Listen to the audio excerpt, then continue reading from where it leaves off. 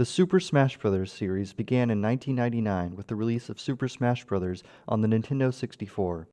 Every Friday night from 5:30 to midnight, UNT Smash players meet in the Business Leadership Building to compete in tournaments or free-for-all matches. Recently, I sat down with Jason Erdman, the president of the club.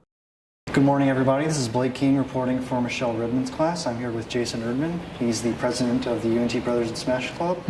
For someone that's not familiar with Smash Brothers, could you explain the club and the appeal of Smash Brothers? So Super Smash Brothers is a multiplayer game where a bunch of people can select characters that are from other franchises within Nintendo's grasp, right? You've got Super Mario, you've got characters from The Legend of Zelda, you've got some Pokemon in there, and for people who are familiar with Nintendo's games, Super Smash Brothers is a really easy to get into fighting game. One of the things I like to say whenever I play with people is, let's kill each other, and then we just go in and play and have a good time. What we've done at the club is we've created a place where people who enjoy the game can come together and just meet new people, make some friends, or spend a Friday night playing video games with other people.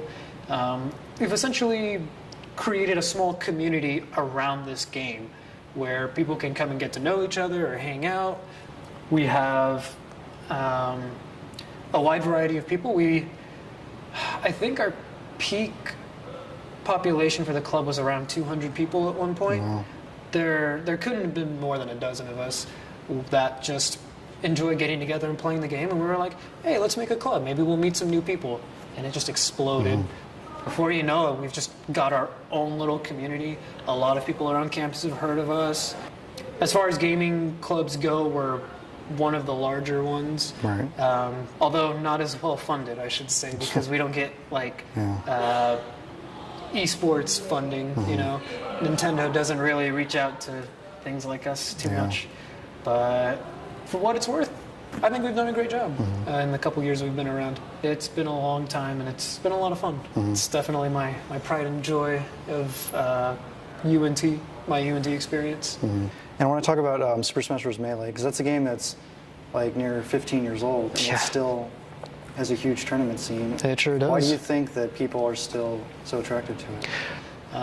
The Melee scene has been growing for a very long time. Like I said earlier, when I said we were a grassroots community where people had to come together to play, they did the same thing when they were starting out with the Melee community. Everything that Melee is today is based on the love of the game from the players. Right. That's the best way I can put it. You would say the club appeals to all skill levels, correct? Definitely. I would go as far as to say that it appeals to mid, maybe upper mid levels of gameplay, a little bit more than beginner and casual. Not that we don't welcome beginners and casuals, but a lot of the people that tend to stick around usually move past that beginner phase, and so a lot of our population becomes mid-level players. A lot of people in this club love teaching people how to play the game and get better at it, and a lot of people have that drive to get better. So whenever people come in, we have beginners come in every semester, and a lot of them like to stick around and get better. So when I say we appeal more to middle and upper level players, I don't mean that casuals and beginners aren't welcome, but a lot of them tend to stick around and they get better at the game. So by the end of the semester, we don't have a lot of beginners anymore.